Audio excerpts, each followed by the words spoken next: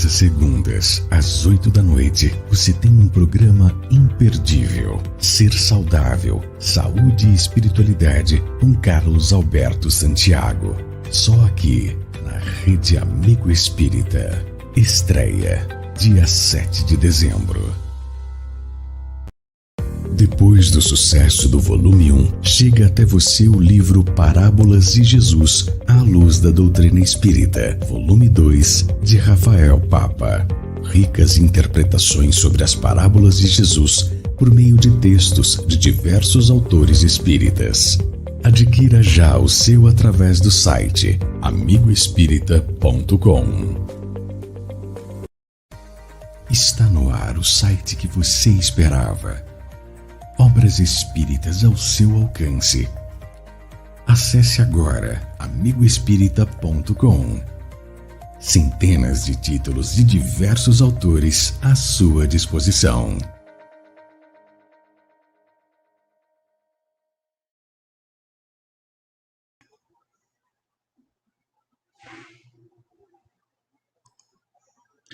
Boa noite, Brasil. Esta é a Rede Amigo Espírita TV, com o programa Sala de Visitas Caibar Schutel. Toda quarta-feira, 21h30, recebendo convidados de vários lugares do Brasil, com os vários legados e suas experiências que enriquecem a cultura doutrinária. Pela experiência variada em tantos lugares do Brasil e mesmo fora do Brasil, espíritas dedicados, estudiosos em suas áreas de atuação, trazem as suas experiências que nos enriquecem o conhecimento doutrinário. Quero saudar a todos com a nossa alegria, com a nossa gratidão pela sua presença, pedindo a você que compartilhe a página, convide seus amigos, pois nesta noite de quarta-feira, 18 de novembro de 2020, nós aqui estamos para mais uma conversa. Estamos recebendo hoje duas convidadas. Amanda Cafezeiro, psicóloga, proveniente da cidade de Jequié, na Bahia. Amanda, que está pela primeira vez conosco, é psicóloga clínica e hospitalar, especialista em saúde da criança e do adolescente. Também está conosco Ana Cláudia Arcanjo, que é da cidade de Montes Claros, no estado de Minas Gerais. Trabalhadora da Fraternidade Espírita Canaci, da própria Montes Claros, norte de Minas Gerais, professora universitária, graduada em Filosofia, especialização em História da Filosofia, mestrado em Ética e atualmente doutoranda na área de Ciências da Religião. Então é com imensa satisfação que estamos recebendo hoje, com muita alegria, em nossa sala de visitas Caibar Schutel, as nossas duas convidadas para que possam conversar conosco. Muito boa noite, Amanda, primeiramente, muito boa noite, seja bem-vinda, é uma satisfação recebê-la.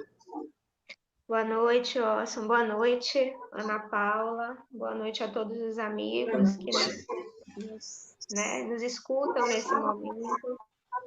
Nós agradecemos a oportunidade, desse encontro, de vir aqui bater esse papo sobre um tema tão importante como a saúde da criança e do adolescente, dentro de um entendimento da doutrina espírita. Então, muito obrigada pela oportunidade do convite. Seja bem-vinda, Amanda, e seja bem-vinda também Ana Cláudia, trazendo notícias lá de Minas Gerais. Bem-vinda, Ana Cláudia. Boa noite, Orson. Muito obrigado pelo convite. Boa noite, Amanda. E é uma alegria estar aqui presente, podendo compartilhar algumas perspectivas aí sobre a filosofia espírita, nesse programa aqui tão relevante para o movimento espírita. Muito bem, é uma alegria muito grande recebê-las, especialmente considerando as duas questões aqui trazidas, que aparentemente não se ligam, mas na verdade se conectam diretamente nas conexões aí que nós vamos conversar hoje com as nossas duas convidadas. Amanda, você nasceu onde? Que cidade você nasceu e é espírita desde quando? Então, Orson, eu nasci em Jequié, né, que é uma cidade do interior da Bahia, e meu encontro com a doutrina espírita se deu aos 12 anos de idade, por conta de uma amiga, né? Fiz uma amizade com uma determinada pessoa e foi ela que me apresentou a doutrina espírita. E aí, em um desses convites, fui a um centro espírita com ela, conheci, me encantei na época pela doutrina, né? Fui muito bem recebida nessa casa. E aí, logo na semana seguinte, a minha família toda já estava lá, né? Então a gente iniciou na doutrina juntos, digamos assim, né? E aí depois disso foi uma longa caminhada, né? Até hoje. Nas casas espíritas pelas quais eu passei ao longo desses anos e durante a minha juventude, eram casas bem antigas, mas que não tinham juventude. Então, eu não participei desse movimento, eu não participei da juventude espírita. Mas, por outro lado, os meus pais sempre estavam envolvidos em grupos de estudo. Então, desde esse período da adolescência, eu acompanhava. Então, eu ia para os grupos de estudos com eles, né? Então, fiz a minha formação desde então junto com eles, estudando, participando dos estudos das obras básicas, depois do ESD, dos estudos de aprofundamento, e assim fui seguindo até hoje, né? Depois como trabalhadora, como colaboradora também do movimento. E hoje você também atua como palestrante pelo Brasil, né? Isso, exatamente, né? Mais recentemente tenho colaborado dessa maneira. Que bom, Amanda. E Ana Cláudia, e a sua história, onde você nasceu, a sua história de relacionamento com o movimento espírita, conta pra gente. Então, Orson, só antes de começar a falar, que eu me esqueci de saudar também aos internautas, né? Então, aí eu agradeço a presença aí, que eu já estou vendo alguns familiares e amigos presentes, então agradeço aí a presença. Bom, eu sou carioca, né? Nasci no Rio de Janeiro, na capital, e aí passei por alguns problemas é, pessoais, no sentido de que meu pai desencarnou, né? E aí eu mudei radicalmente de vida, assim. Então eu me mudei para Montes Claros e fazia parte de outro segmento religioso, sendo que esse segmento religioso não me dava as respostas que eu gostaria de ter, né? Então eu sempre gostei muito de pesquisar sobre religião, de questionar sobre religiosidade, espiritualidade. E aí foi quando, mais ou menos aos meus 20 e poucos anos, eu comecei a pesquisar mais profundamente, no entanto, de maneira mais individual mesmo. O meu pai, à época, já tinha, antes de desencarnar, ele tinha alguns livros espíritas, né? E aí eu comecei a fazer a leitura, a me interessar, a ver que ali eu conseguia obter respostas que acalmavam o meu coração, né? Que me dava uma resposta a nível de uma consciência crítica. E aí, então, eu fui fazer mestrado, e nesse período todo, foi um período também de volta para a espiritualidade, né? E foi quando eu de fato, entrei para o Canaci, para a Fraternidade Espírita Canaci. E fui muito bem recebida, né? Assim, pelos dirigentes. E comecei a fazer cursos dentro da fraternidade, e fui rapidamente, assim, comecei a ser engajada no movimento espírita da casa, e enfim, aí tô aí até hoje, né? Muito feliz, muito satisfeita, né? Querendo que todo mundo fosse espírita, né? Nossa vontade de levar todo mundo. Mas o meu caminho é mais ou menos esse. Muito bem. E Ana Cláudia, como é que surgiu o interesse pela filosofia, especificamente considerando que você disse que seu pai desencarnou, você começou a fazer muitas perguntas e não achava respostas. Vem daí esse interesse de questionamento?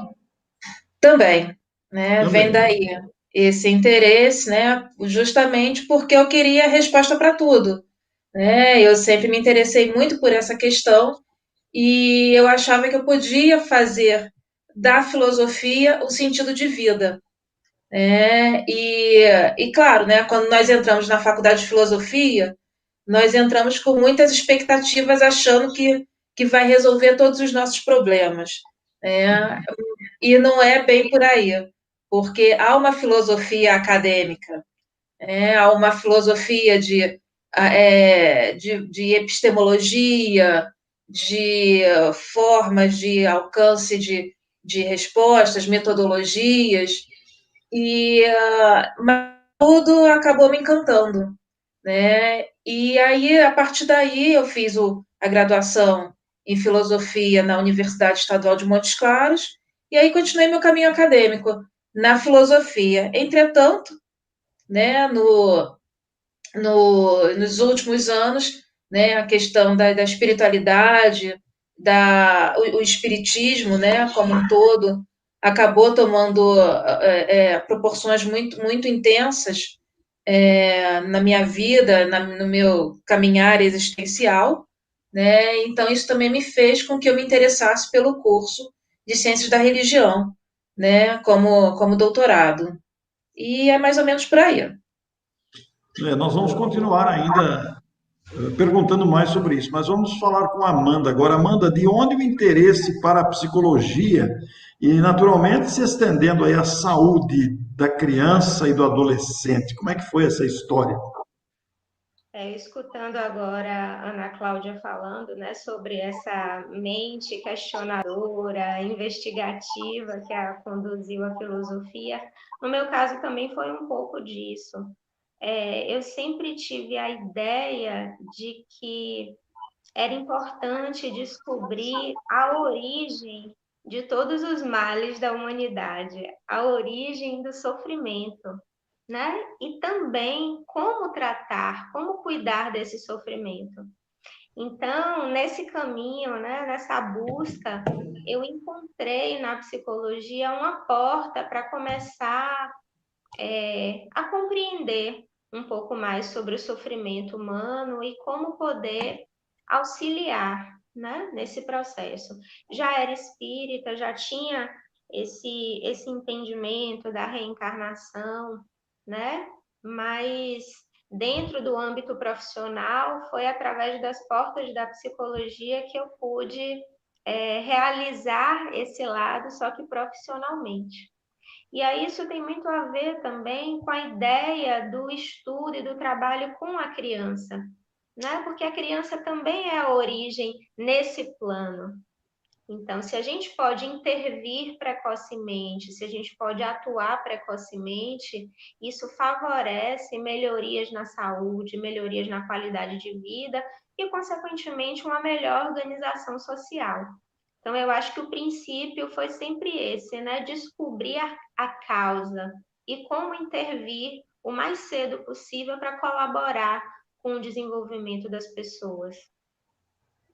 Que bacana, viu, Amanda? Amanda, e num país continental como o Brasil, com tantas dificuldades sociais, né? A questão da saúde nem sempre é atendida a contento por vários fatores provenientes mesmo da situação social do Brasil. E você, como psicóloga clínica e hospitalar também, interessante pela saúde da criança e do adolescente, como é que você vê como causa principal desses problemas todos, além dos fatores sociais, administrativos, de condução da saúde no Brasil, os fatores da psicologia influem muito em tudo isso, né? Sem dúvida, sem dúvida. Mas eu acho que é importante a gente considerar, né, dentro do nosso entendimento, que é o entendimento a partir da doutrina espírita, do conhecimento espírita, esse momento evolutivo no qual nós nos encontramos, né? Então, ainda somos seres carregados de muitos conflitos existenciais, que são resultado da nossa história evolutiva, né? Fazem parte do nosso processo natural de evolução. E, inevitavelmente, que isso se apresenta, se reflete no nosso modelo de organização social. Então, quando a gente vai compreender, né, o sofrimento humano ou as dificuldades, como você colocou, né, relacionadas à saúde da criança e à saúde de modo geral, a gente precisa olhar primeiramente para os espíritos que somos, vivendo todos neste momento. Então, as nossas dificuldades, as nossas limitações também se refletem no modo como a gente se organiza socialmente e como nós cuidamos da saúde, né? Então, o que a gente pode pensar da nossa estrutura social nesse momento, né? Somos uma sociedade que se organizou a partir de um modelo que é um modelo de consumo. E esse modelo de consumo apresenta reflexos, inclusive, na nossa forma de organização psicológica e nos sintomas de sofrimento, de adoecimento que nós apresentamos, né?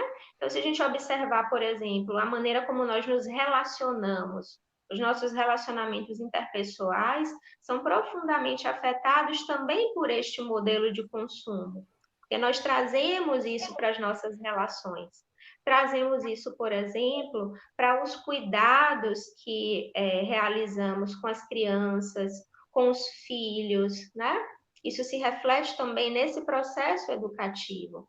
Então, se a gente for pensar que hoje em dia os pais gastam muito mais tempo fora de casa porque precisam trabalhar para sustentar um determinado padrão, um determinado modelo de consumo, inclusive para proporcionar mais conforto para si, para os seus filhos, isso se reflete diretamente no tempo que eles têm para conviver, para estar em contato e até para transmitir valores aos seus filhos. Então, quando você questiona isso, né, sobre a origem, né, desses problemas, é uma origem de fato espiritual, mas que é compreensível à luz do nosso processo evolutivo, né?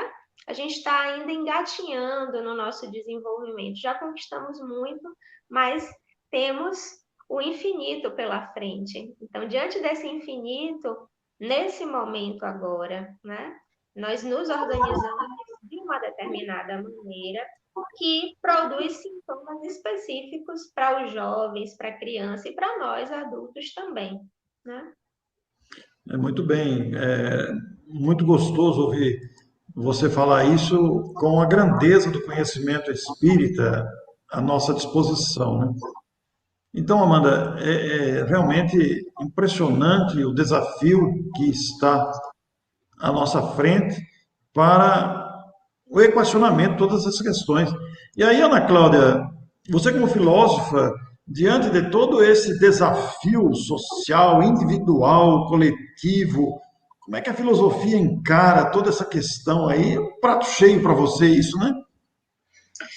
Os questionamentos acerca da existência humana são inúmeros, né, incontáveis. E ouvindo aí a Amanda falando sobre a questão dos sentimentos, da angústia, né, isso tudo faz parte do arcabouço da filosofia. Entretanto, nós sabemos aí que a filosofia, pelo menos com o meu entendimento, ela acaba não respondendo, né, digamos assim, de maneira integral, né, de maneira mais holística, aí acerca da existência humana.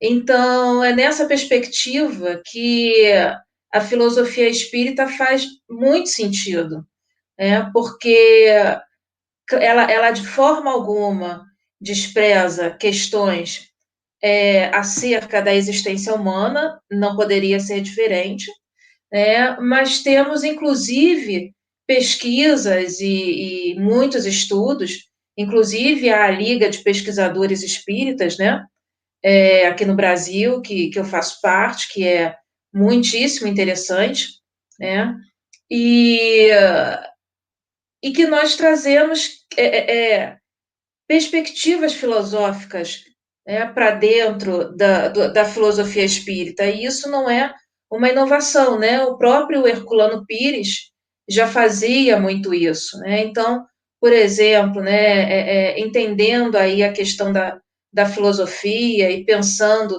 acerca do método digamos, de uma filosofia espírita, porque a filosofia espírita, a meu ver, ela é muito mais uma proposta de vivência, né, alinhada a uma perspectiva ética, alinhada a uma perspectiva moral, do que a proposta filosófica no sentido de apenas uma teoria, né?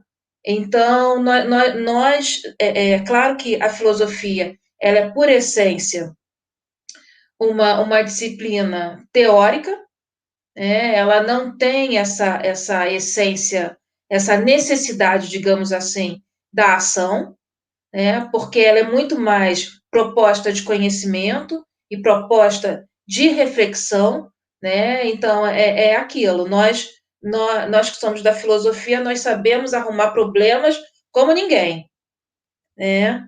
Mas resolver esses problemas nós deixamos aí nós jogamos para a ciência, jogamos para a psicologia, né? Jogamos aí para a história, para a geografia, para a medicina, enfim, nós vamos jogando os problemas para as ciências. Entretanto, na perspectiva da filosofia espírita, nós temos essa oportunidade de não só refletir, mas, sobretudo, vivenciar, né? Porque há um aspecto moral, um aspecto ético extremamente forte, né? Dentro da, do, da doutrina espírita, né? Então, assim, de fato, é um prato cheio aí para reflexão. Muito bem, realmente estamos diante de um universo de considerações, né? E Amanda, considerando aí a criança e o adolescente, em termos de psicologia e também a saúde do adolescente e da criança, na sua visão, na sua experiência profissional, inclusive, quais são os maiores problemas, na sua experiência e visão, que você enxerga hoje que atingem as crianças e os adolescentes, à luz da psicologia, naturalmente, e da própria saúde da criança e do adolescente? Eu acho que, sem dúvida, nós temos grandes apresentações clínicas que são bem características desse período que nós estamos vivenciando. Então, quadros clínicos como a depressão, a ansiedade, o suicídio, né? Me parece que são temas muito relevantes, né? E muito característicos desse momento agora. Temas também como a violência, né? A agressividade e, naturalmente, que a sexualidade, independente de qualquer coisa, já é um tema muito importante, mas, assim, especialmente a violência, a depressão, a ansiedade e o suicídio. Eu acho que são marcas desse momento que nós nos encontramos. Sem dúvida, para mim, essas são as apresentações clínicas mais importantes, né? Mais significativas.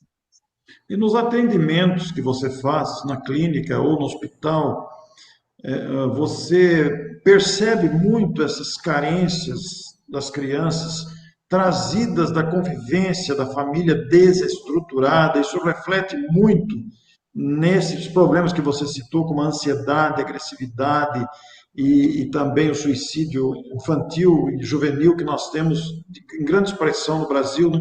Você percebe muito isso no trato com essas crianças e adolescentes? Sem dúvida. Agora, sim, é muito importante que a gente considere os múltiplos fatores que estão envolvidos nesse tipo de quadro. Então, nós temos o entendimento dentro da doutrina espírita que essas situações também são reflexos do passado de um espírito, que traz marcas, né? Então, essas marcas estão presentes no espírito enquanto situações potenciais que podem se desenvolver ou não nessa encarnação e nessa existência, certo? O que vai favorecer esse desenvolvimento ou dificultar, limitar o desenvolvimento desses aspectos, né, de doenças e de sofrimentos? Um desses fatores é o ambiente no qual esse ser se desenvolve. Então, nós podemos considerar que existem ambientes que são protetores e ambientes que não favorecem a proteção psíquica, a proteção da saúde desses sujeitos.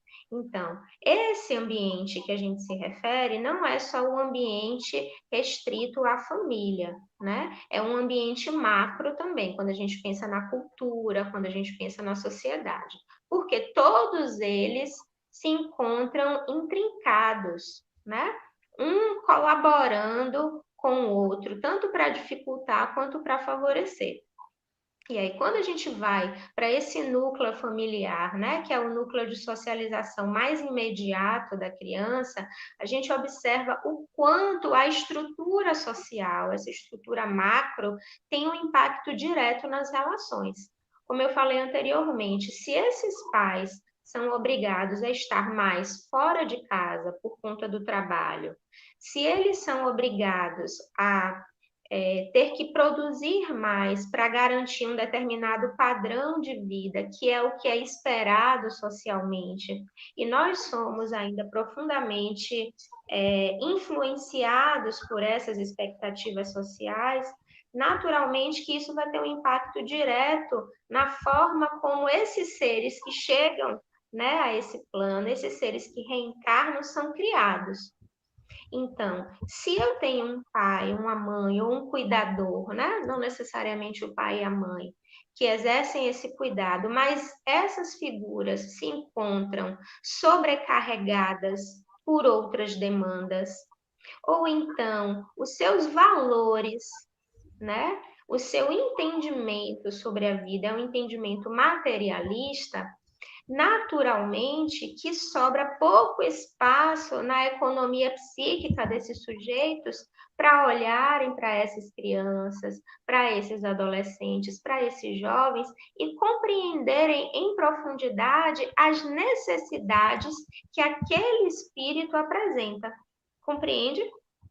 Então, Sim. se meus valores são valores voltados para um pensamento materialista, para um pensamento consumista, muito dificilmente eu vou conseguir me conectar, primeiro comigo mesmo, com as minhas questões emocionais, com as minhas questões, as minhas necessidades espirituais de desenvolvimento, e isso naturalmente tem um reflexo na minha criação, né, na educação ou na formação que eu dou para essa criança e para esse jovem, né? Então, de modo geral, a gente tem que analisar todas essas estruturas, as dificuldades naturais que os pais enfrentam, que isso são situações atemporais.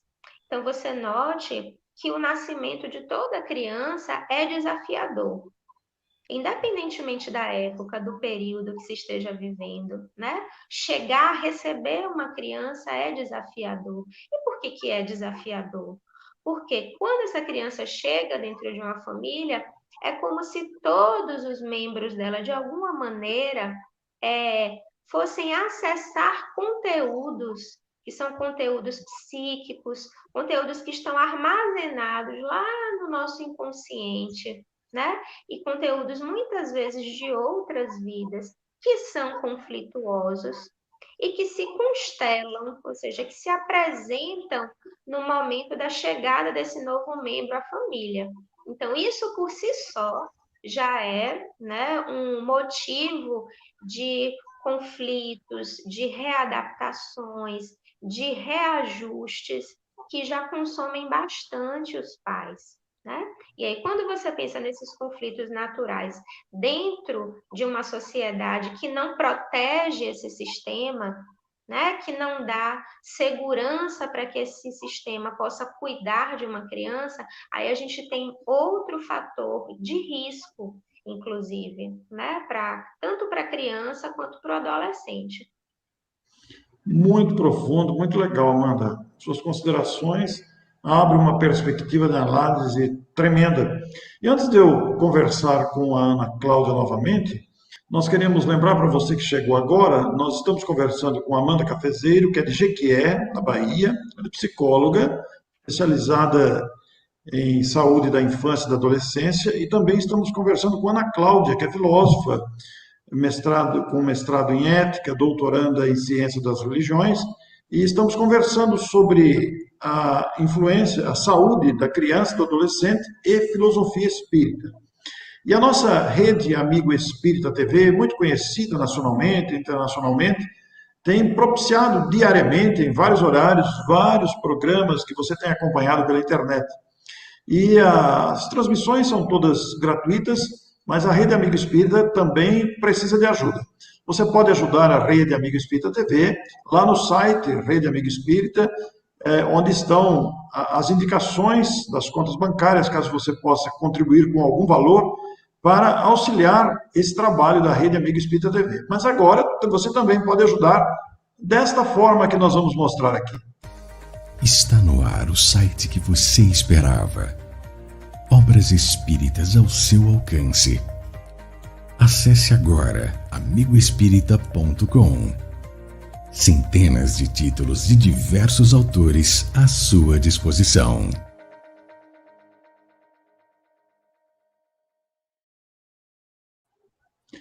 Quando você adquire um livro por esse site, você também está auxiliando a Rede Amigo Espírita TV, que presta todo esse importante serviço de divulgação espírita pela internet, com vários programas. Ana Cláudia, você citou na sua resposta anterior o grande Herculano Pires, um dos maiores pensadores espíritas de nosso tempo. E quando você citou todo esse trabalho filosófico de Herculano Pires, um grande defensor dos conceitos doutrinários espíritas, eu me lembrei de Leon Denis, o grande filósofo espírita, o grande clássico da filosofia espírita. E considerando as observações também feitas pela Amanda sobre as questões familiares, os desafios sociais, etc., a estrutura da sociedade, o conhecimento das obras de Leon Denis, socialismo e espiritismo, e também o problema do ser, do destino e da dor, dariam ao espírita estudioso, aos debatedores, daria uma contribuição muito grande em termos desses questionamentos trazidos pela filosofia para equacionamento desses desafios. O que você gostaria de dizer sobre essa questão? De fato, né, as obras do Leon Denis, elas são fantásticas, né, elas trazem todo um arcabouço aí de questionamentos acerca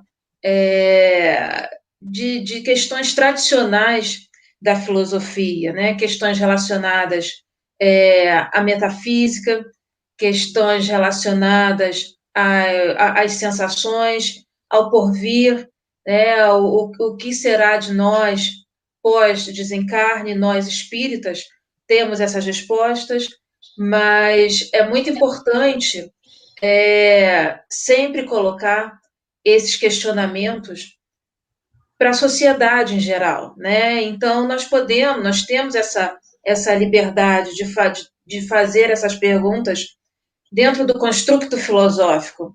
Claro que nem sempre a resposta ela vem a partir da filosofia espírita, né?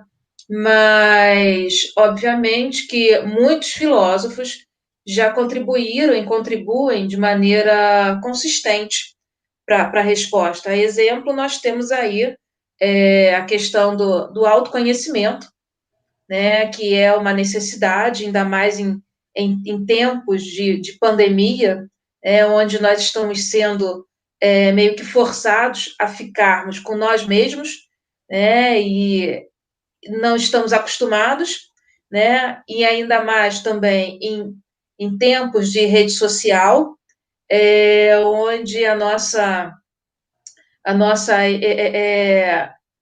as nossas vivências e existências, elas muitas vezes se tornam né, coletiva, no sentido de há uma necessidade muito grande de expressar ao outro o que eu estou fazendo dentro da minha casa.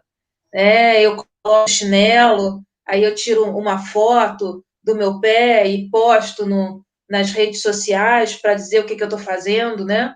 Então, ao mesmo tempo que nós, nós, nós da filosofia temos essa necessidade de refletir sobre o estar conosco mesmo, né? Essa necessidade também passamos, não podemos ignorar aí um fenômeno da contemporaneidade, que são as mídias sociais, né?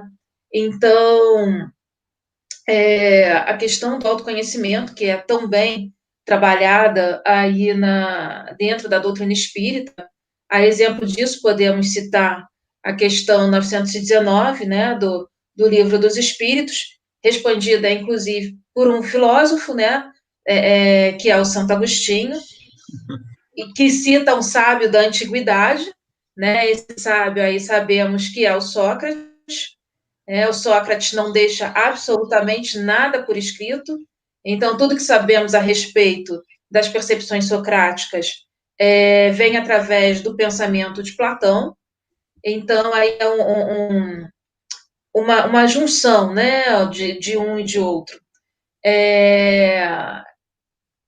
E aí pensamos também nessa questão do autoconhecimento, dessa necessidade, onde entra sentido da vida, né, onde entra proposta de refletir sobre o que queremos, né, o que somos, de onde viemos, para onde vamos, né, o que estamos fazendo estando encarnados, né, ou enfim, o que estamos fazendo com a nossa liberdade, com o nosso livre-arbítrio, são questões que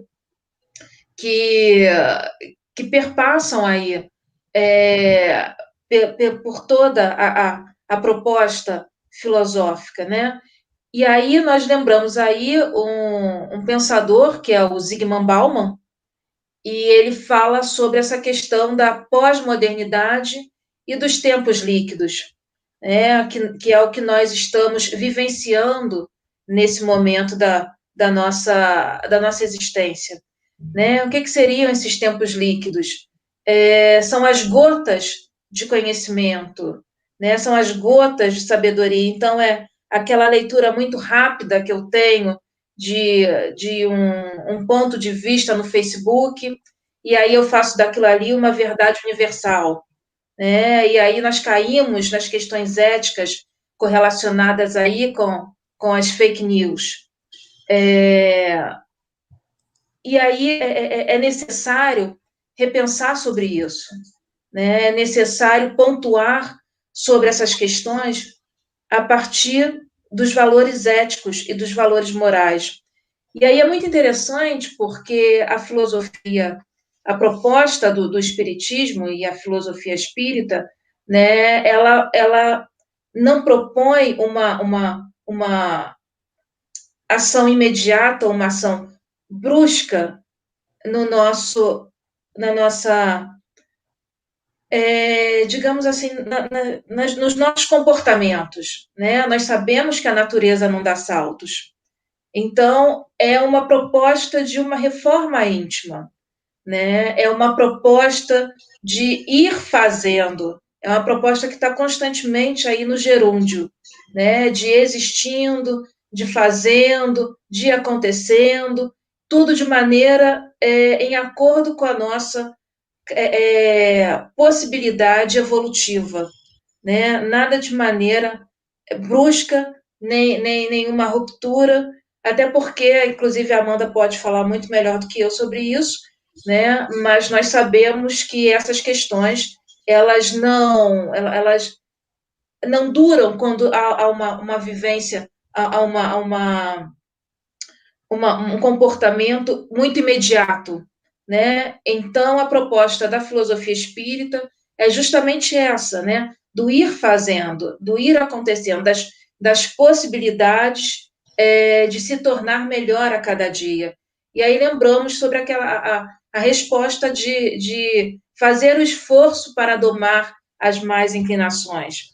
né? E isso é muito possível, né? Acho que a beleza está aí, porque nós vamos nos esforçando, e aí essa proposta da filosofia da consciência crítica, né, de nos autoexaminarmos e refletir. Então, poxa, peraí, o que eu posso melhorar hoje? Né? O que eu posso fazer de bom hoje?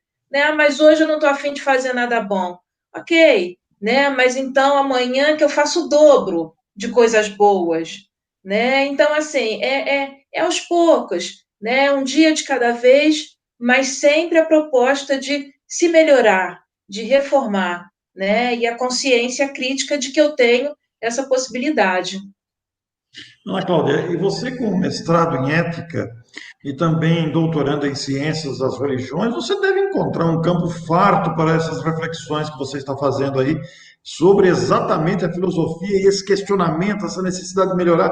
Que conexão que você faz entre essas três ciências aí? Bom, Orson, eu vou fazer até uma confissão aqui, porque quando eu entrei para o espiritismo, né, e quando eu me reconheci de fato como espírita, eu entendia que espiritualidade e religião elas andavam juntas, porque para mim dentro da doutrina sempre andou junto. E aí quando eu entrei no doutorado em ciência da religião, aí que eu vim descobrir que espiritualidade é uma coisa, religião é outra completamente diferente, né? Inclusive, há muitas religiões que não proporcionam o sentimento da espiritualidade, né? E isso para mim foi assim uma descoberta que a princípio era impensável, né? Justamente porque a riqueza da doutrina nos traz essa possibilidade de pensar tudo junto, né? Então eu não conseguia compreender. E aí, né, foi porque nós, dentro do curso, que é um curso riquíssimo, né, nós temos a possibilidade de investigar vários segmentos religiosos, né, e temos a possibilidade também de pensar os fenômenos religiosos, como eles entram, como eles se apresentam para as pessoas, para aqueles que vivem essa experiência, né? Não se essa experiência ela é verdadeira ou falsa, porque isso não faz parte do nosso julgamento, né? Como cientista da religião, mas como esse fenômeno religioso ele atua, né? Sobre as vivências, né? De cada um daqueles que resolvem, né, fazer a adesão por determinado segmento, desde o cristianismo, ou não cristãos, ou inclusive os ateus, né, que são formas, isso não significa que eles não tenham espiritualidade, né, então e a espiritualidade hoje, ela é percebida como uma característica profundamente humana, né? Essa necessidade que nós temos de buscar aquilo que dá um sentido à vida, né? E aí, né, mais uma vez a gente relembra aí a questão da consciência, né? Que é onde está Deus, né? Onde estão as leis divinas? Onde estão as leis divinas? Elas estão na consciência, né? Então o espiritismo nos dá muitas respostas, né? O espiritismo nos agracia aí com essas questões, com as respostas, né? E sobretudo com o questionamento dessas respostas, né? É importante perguntar, né? Para que eu me sinta de fato resolvida aí entre aspas, né? Para que eu me sinta para que o sentido tenha de fato um significado. Então, esse questionamento, essa fé racionalizada aí pelo Espiritismo, ele é fundamental para esse pensamento crítico e para esse pensamento filosófico, né?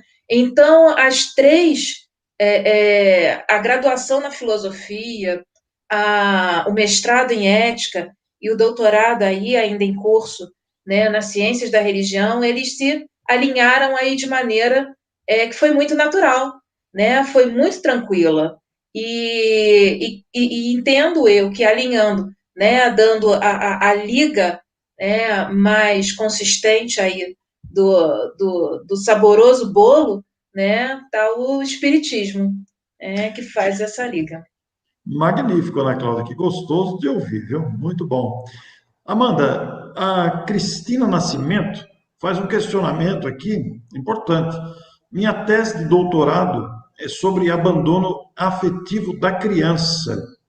E ao longo da escrita, estou refletindo sobre a importância da casa espírita. Estou projetando aí na tela a observação dela e gostaríamos que você falasse sobre esse abandono afetivo, já que estamos também falando de saúde da criança e do adolescente, agora para ligar a casa espírita, a psicologia, a doutrina espírita, o que você gostaria de falar sobre essa importância da casa espírita na questão do abandono afetivo de uma criança ou do adolescente?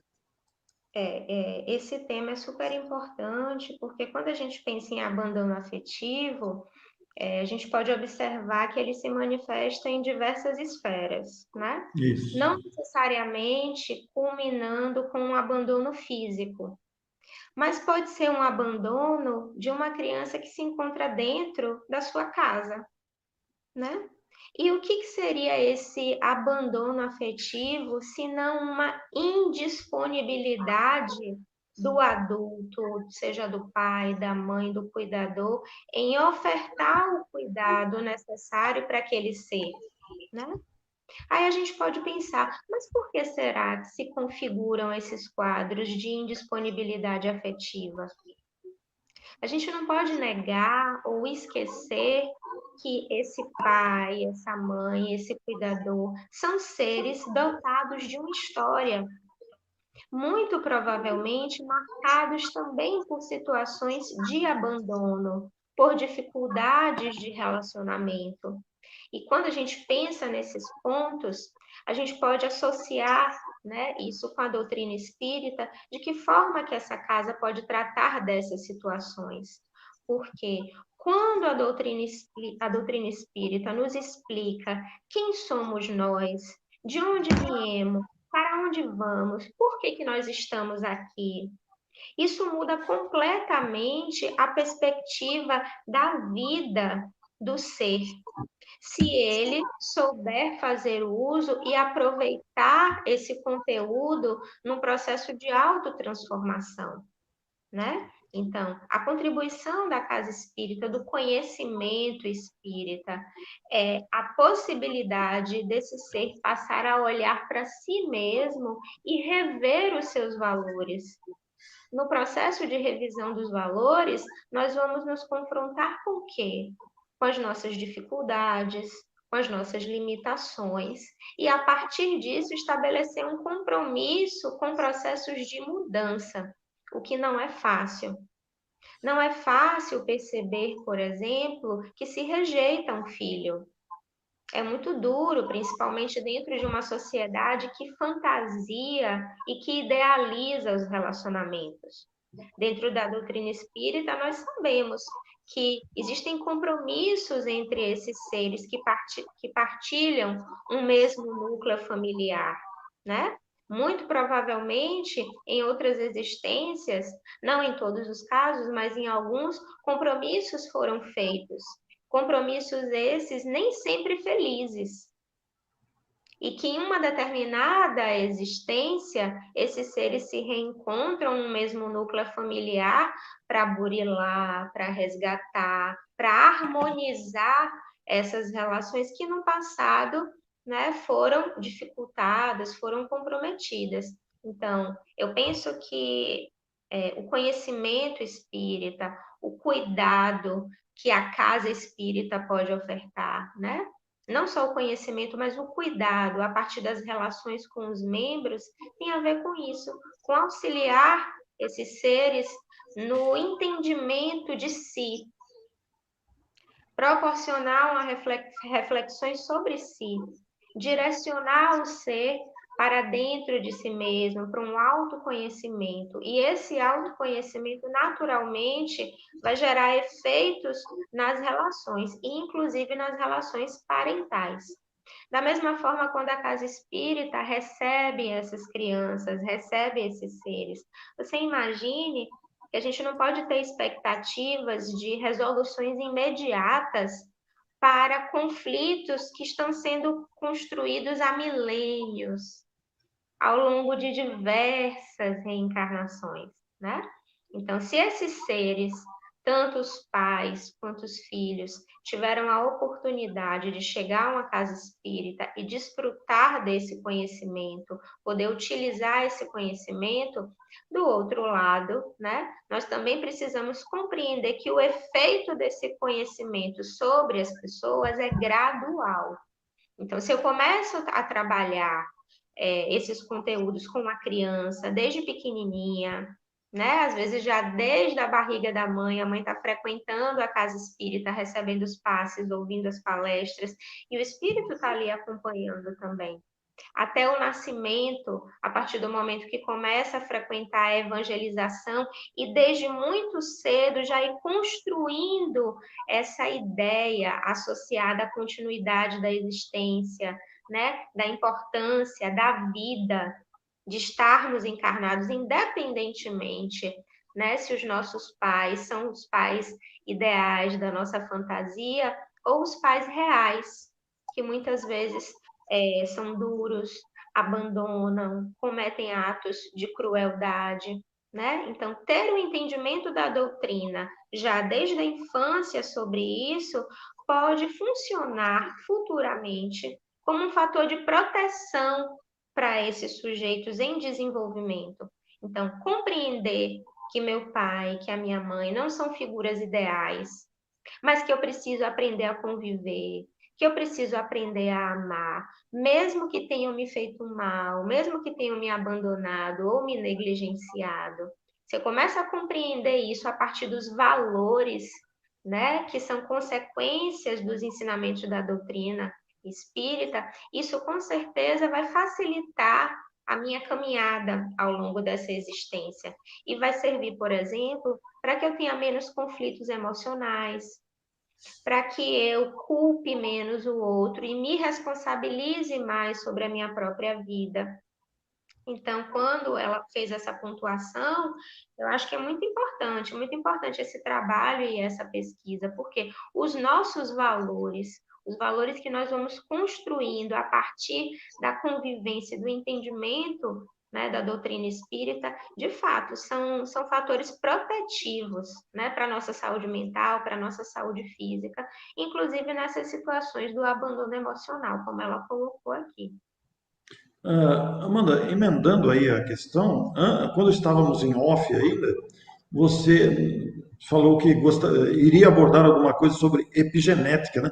Até eu confessei a você que nós vamos ter uma abordagem aqui nos futuros programas sobre epigenética com uma bióloga. Eu, inclusive, convidei uma colega, uma amiga que é bióloga, para me ajudar nas perguntas, porque eu sou absolutamente leigo no assunto. Mas você daria um compacto aqui para os nossos amigos conectados para esse assunto, que no programa específico, naturalmente, vai ser amplo, mas aqui hoje apenas para ligar essa questão toda que você está falando também, acho que seria importante e oportuno, né? Eu acho que esse conhecimento da epigenética é fundamental, inclusive porque ele abre brechas para a gente relacionar com os efeitos que a vivência dos valores associados a um entendimento transcendente da vida, da espiritualidade, como isso nos afeta em vários níveis, né, do nosso ser. Então, a epigenética vai estudar como esses fatores ambientais interferem nos aspectos genéticos. Então, nós nascemos com uma determinada carga hereditária e durante muito tempo se imaginou que essa carga hereditária era um fator determinante e que era algo imutável. Só que hoje à medida que a ciência foi se desenvolvendo e evoluindo, né, no seu conhecimento, nós já conseguimos compreender que os fatores ambientais interferem na genética, sim, que a genética não é tão determinante quanto nós pensávamos anteriormente. Então, isso pode tanto favorecer, né, esses aspectos ambientais, podem tanto favorecer o desenvolvimento de doenças que se encontram ali latentes em estado potencial pela genética, né, por essa herança, por essa hereditariedade, mas também pode funcionar como um fator protetivo. Então, observe, se eu tenho uma boa qualidade de vida, se eu me alimento de forma saudável, tudo isso são fatores ambientais, certo? Se eu como bem, se eu pratico atividade física, naturalmente que eu vou ter fatores protetivos, né, que vão impedir ou dificultar que determinados genes associados, por exemplo, ao câncer, sejam ativados. Então, se eu tenho experiências psicológicas, emocionais mais positivas, né? Se eu encaro a vida de uma forma mais positiva, se os valores, por exemplo, que eu adquiro, são valores que me auxiliam a enfrentar os problemas da vida, enfrentar os desafios da vida de forma mais tranquila, isso significa que eu vou ter menos estresse e, naturalmente, isso vai ser um fator de proteção também, né? Então, esse entendimento da epigenética pode nos ajudar a compreender como, por exemplo, esses valores, né, associados à espiritualidade, tudo isso que a gente aprende através do conhecimento da doutrina espírita, pode nos auxiliar e nos proteger contra as doenças, nos proteger contra determinados quadros psicopatológicos, por exemplo, né? Muito bem. Ô, Ana Cláudia, ouvindo a Amanda falar, isso daí é filosofia pura, não é?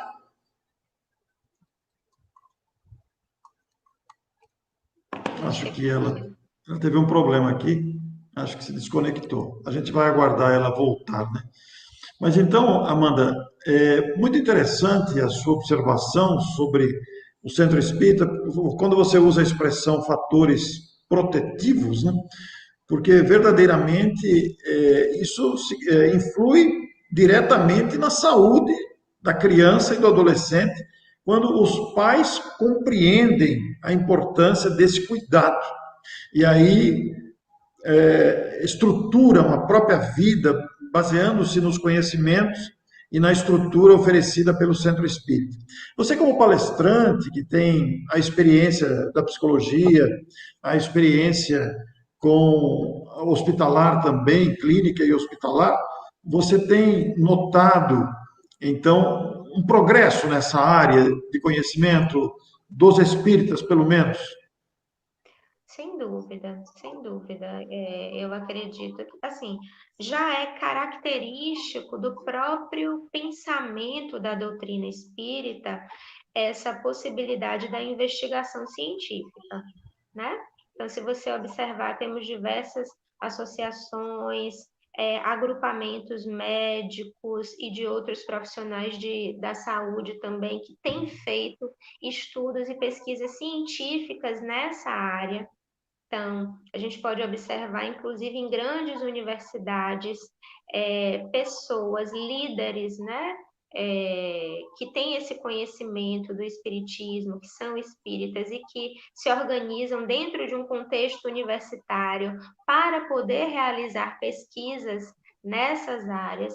Então, sem dúvida, né, eu vejo que o movimento espírita, de modo geral, tem esse investimento, sim, na produção do conhecimento, relacionando o conhecimento que a gente adquire através, né, das obras, todas as obras, né, mas fundamentalmente a partir das obras básicas, tentando trazer isso para esse discurso de uma ciência pragmática, né, de uma ciência que ainda é materialista, mas que é a partir dela que nós vamos avançar, não é desprezando-a, né? É a partir dela que a gente vai conseguir avançar nos conhecimentos e na comprovação de diversos postulados, né, que a doutrina espírita apresenta.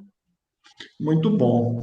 Ô, Ana Cláudia, ouvindo essas reflexões todas da Amanda, inclusive da estruturação dos centros espíritas, a importância do seu funcionamento e a importância dos pais perceberem a contribuição que o conhecimento dá para a saúde das crianças, para a saúde dos jovens e da própria família. Ana Cláudia, Ana Cláudia, tudo isso aí se enquadra numa filosofia espírita, não é mesmo? Ah, sem dúvida, né?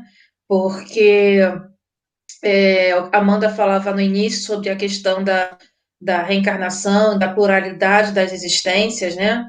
E é impensável, né, não colocar essas questões se nós temos uma proposta de um conhecimento maior do ser, né, de uma investigação acerca de toda a existência, não só nesse plano material, mas, sobretudo, em todas as nossas existências espirituais. Né? Então, nós só vamos conseguir compreender de fato as nossas angústias, né, as nossas relações, muitas vezes mal resolvidas, em termos familiares, ou não, ou outras, né, onde nós nos afeiçoamos de forma muito tranquila, alguns amigos ou alguns familiares, enfim, né, todas essas sensações a partir do momento que nós percebemos alguns postulados da doutrina espírita, né? Dentre eles, essa questão da reencarnação, né? E o que nós fazemos com a nossa existência atual, né? O que nós fazemos com a nossa reencarnação nesse momento. Quer dizer, eu já sei que eu sou um espírito imortal, né? Eu já sei que eu não é a primeira vez que eu venho para uma reencarnação, para uma existência na Terra, né? Ou em outros mundos similares. Não é a primeira vez. Mas e agora? Né? O que fazer com isso? Então, o Espiritismo ele nos dá muitas possibilidades, né? No sentido de fazer essa reflexão. Então, a filosofia espírita ela proporciona, sem dúvida, esses questionamentos sobretudo, essas respostas, né? Porque o que eu faço com a minha liberdade? Né? O que eu faço com o meu livre-arbítrio? O que eu faço quando eu tento buscar um sentido de vida com os aspectos morais, né? Alinhados aos aspectos espirituais, né? E essa paciência do lidar consigo mesmo, né? Porque muitas vezes nós temos a paciência de ir para uma academia, né? E eu quero um braço musculoso, né? Uma perna musculosa, e eu tenho a paciência de esperar 1, 2, 3 anos, né? Trabalhando o físico. Então, eu também tenho que entender que se eu malho o físico, eu também preciso malhar o meu lado espiritual, né? Eu preciso aprender a lidar com todo esse trabalho espiritual. E é evidente que nós não chegamos aqui, nós não viemos para essa reencarnação de modo perfeito. Né? Sabemos que temos muito a aprender e a fazer. Né? A Terra é a oficina, né? Uma oficina sagrada, né? Como já diz aí André Luiz, melhor Emmanuel, né? Na abertura aí do livro do Nosso Lar. Né? Então, a Terra é oficina sagrada, é também escola, é também hospital. Né? Então, nós não estamos aqui porque somos perfeitos, pelo contrário, mas temos a possibilidade de nos tornarmos melhores, né? Temos a possibilidade de sermos melhores do que já fomos um dia, inclusive nessa própria existência, né? Porque muitas vezes nós temos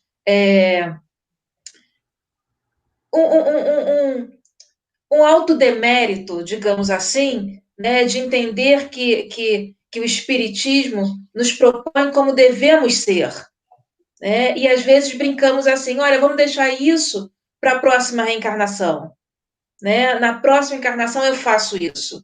E não é, né? Então nós temos a oportunidade de realizar agora, de melhorar agora, de termos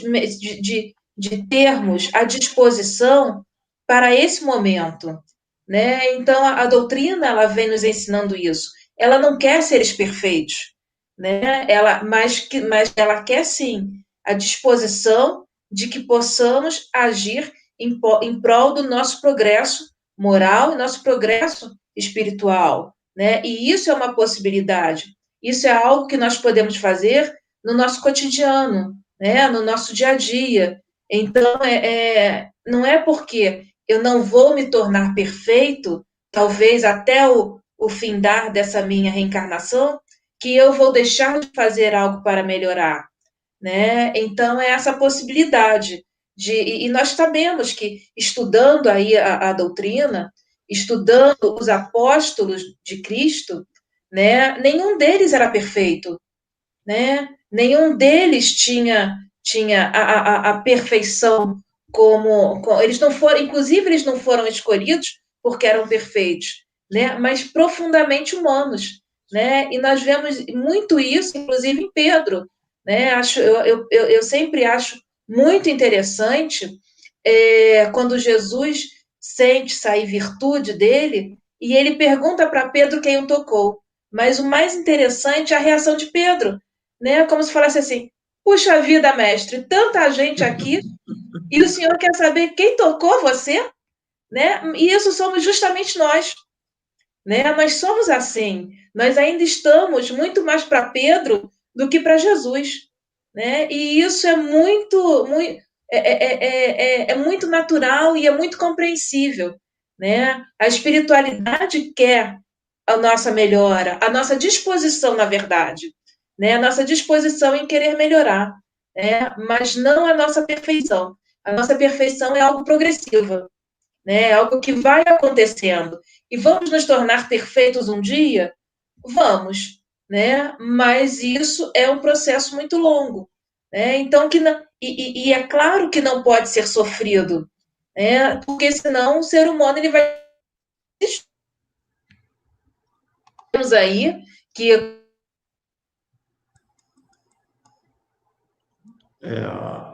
A Ana Cláudia está com problema de conexão, travou a conexão dela, né? Então nós vamos aproveitar aqui o Celso. Pois não, pode continuar, Ana Cláudia. Houve um travamento aí, mas pode continuar. Falei na questão da depressão, né? E nós sabemos que a depressão ela vem de uma série de fatores, né? E ela interfere numa série de fatores também. Então, e hoje em dia, né? Nós tudo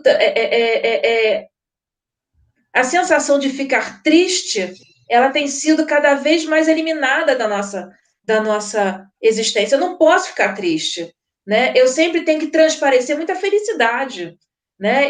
Sempre tenho que jogar nas mídias sociais que eu sou muito feliz, né? Que eu tenho uma vida maravilhosa, que eu não tenho problemas, que eu sou super legal, que eu sou super mulher, que eu sou super tudo, né?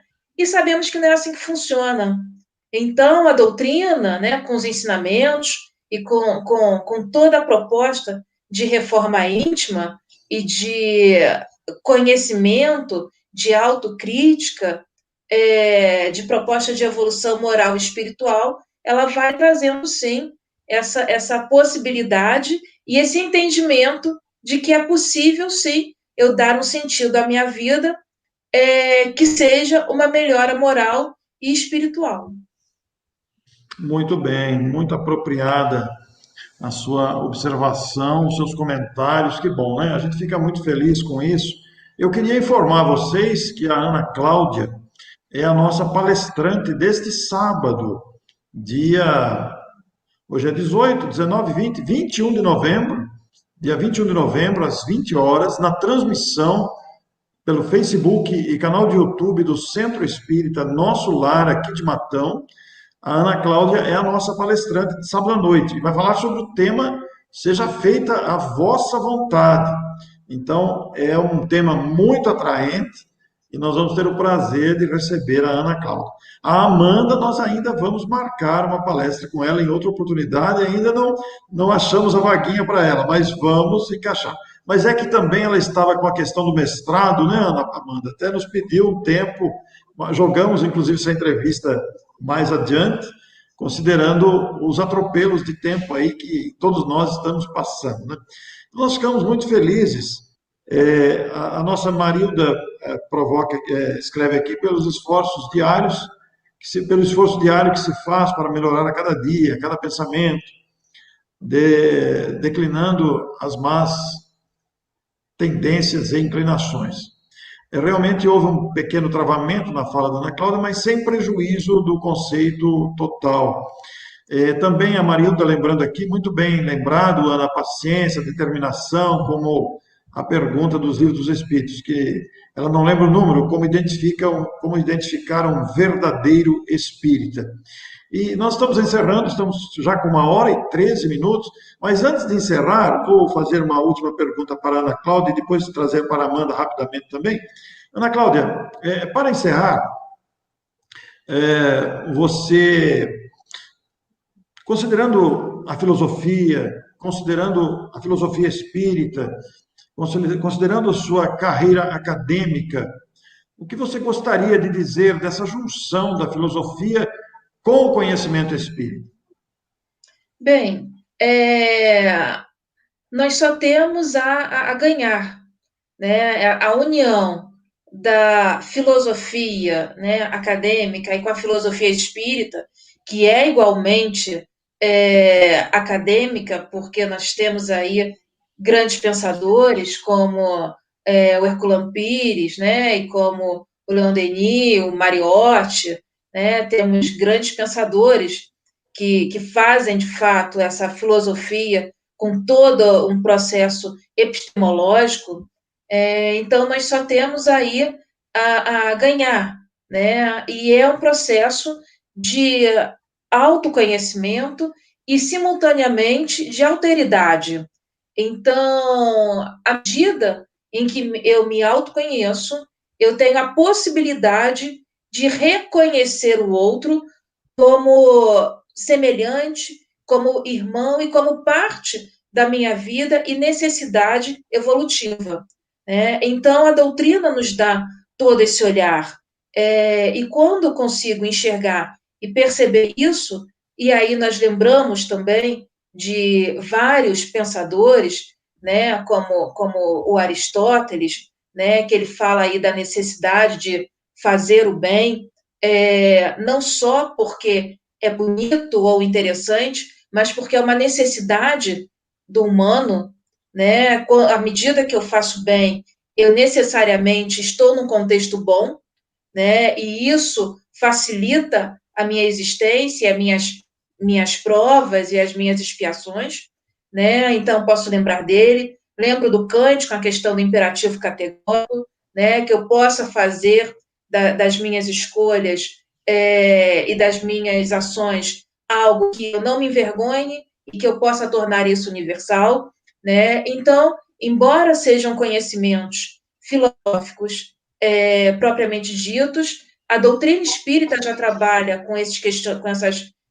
asserções desde sempre, né? Então, essa proposta de se melhorar, a proposta de trazer para a minha existência, a minha reencarnação, e, simultaneamente, para o outro, um contexto onde eu possa realizar uma disciplina e uma vivência melhor e mais evolutiva, né? Então, ter essa capacidade de crítica.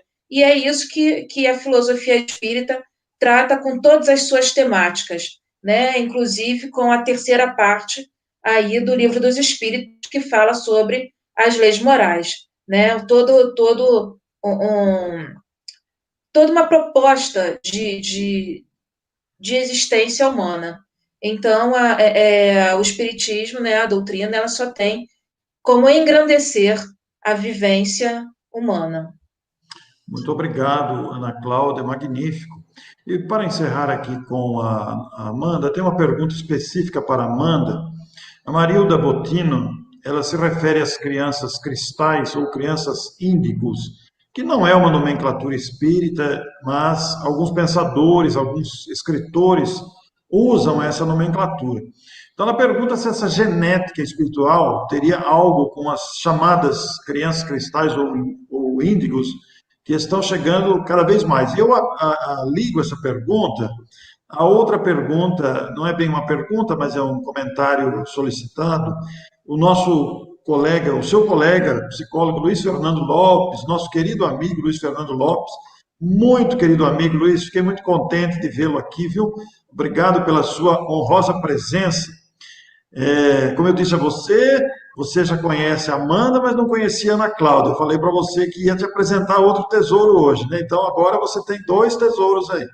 Mas, Amanda, o que pode ser dito sobre a mediunidade em crianças? Então, ligando ao comentário das chamadas crianças índigo e crianças cristais, mas agora especificamente, o que você gostaria de dizer sobre a mediunidade em crianças?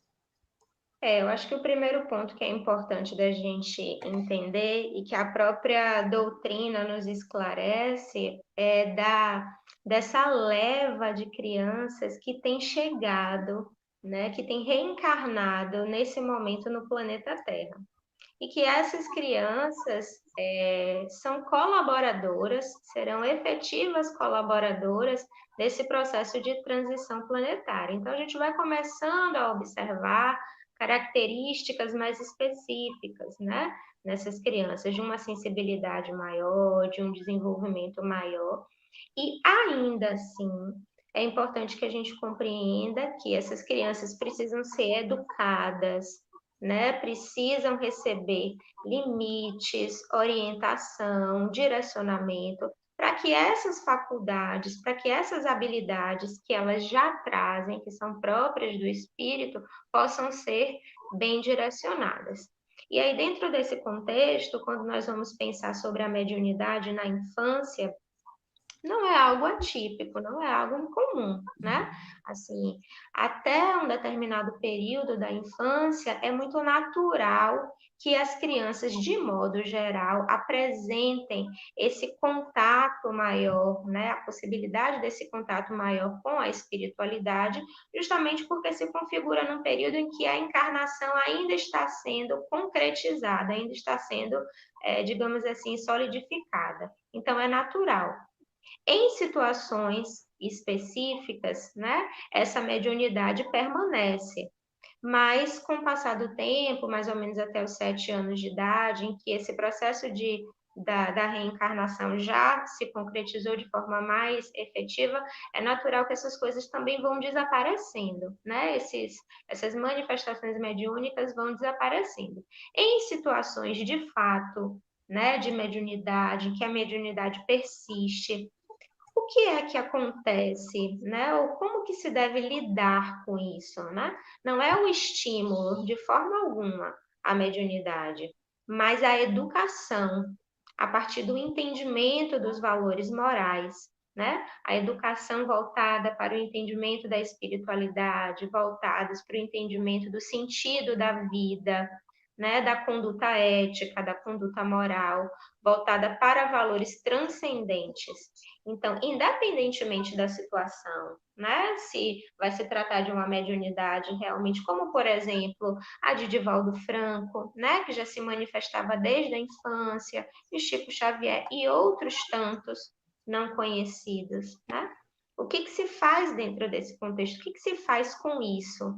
Se cuida, se educa, se orienta, né? Não é estimular, mas educar e orientar, para que futuramente esses dons, essas habilidades possam ser aplicadas para o bem coletivo e para o bem do próprio indivíduo. Não sei se respondi as perguntas, mas se tiverem mais alguma dúvida, podem perguntar. Acho que está excelente, Amanda e Ana Cláudia, nós queremos agradecer imensamente a vocês por esta noite de esclarecimento, né? Vocês viram aí pelos comentários a gratidão das pessoas acompanhando. Nós começamos com um número pequeno de pessoas acompanhando e depois a visibilidade aumentou e permaneceu, demonstrando a propriedade das respostas, os assuntos ligados entre si. Eu, particularmente, me sinto muito feliz de ter convivido, conhecido vocês, acrescentaram muito, apresentaram um programa com qualidade, né? Um programa que enriquece o conhecimento e nos dá muita alegria, porque o conhecimento espírita aí está para isso mesmo, para ser conhecido, para ser levado, para que mais pessoas tenham contato com esta maravilha que é o conhecimento espírita. Então, nós queremos agradecer a vocês todos que nos acompanharam, agradecer as nossas duas convidadas, e nós teremos então a palestra da Ana Cláudia nesse sábado. Quero convidar vocês para acompanharem a palestra de sábado. Seja feita a vossa vontade, é o tema da palestra. Depois nós vamos marcar com a Amanda também e vamos divulgar intensamente. E nós já combinamos aqui com ambas, vai se tornar público, hein? Vamos entrevistá-las textualmente também para a revista eletrônica O Consolador. Então, tudo isso enriquece o conhecimento espírita, porque o objetivo desta sala de entrevistas é exatamente esse: levar a experiência, a visão de cada um de nós. Todos nós temos algo a oferecer, a desenvolver do nosso raciocínio diante da grandeza da doutrina espírita. Muito obrigado, então, muito boa noite a todos vocês. Peço a vocês que permaneçam até o encerramento aqui, até o off, né, para que encerremos efetivamente. Muito obrigado a vocês e até a próxima semana com o nosso programa. Depois do sucesso do volume 1, chega até você o livro Parábolas de Jesus, à luz da doutrina espírita, volume 2, de Rafael Papa. Ricas interpretações sobre as parábolas de Jesus por meio de textos de diversos autores espíritas. Adquira já o seu através do site amigoespírita.com. 1 milhão de amigos é o que a rede Amigo Espírita deseja conquistar em seu canal no YouTube. E você, amigo espírita, pode ajudar. Convide 5 amigos para se inscreverem em nosso canal e ligarem o sino de alerta. Além de atingir a meta de 1 milhão de amigos, todos serão sempre avisados de novos vídeos e transmissões ao vivo no YouTube. Acesse agora raitv.com.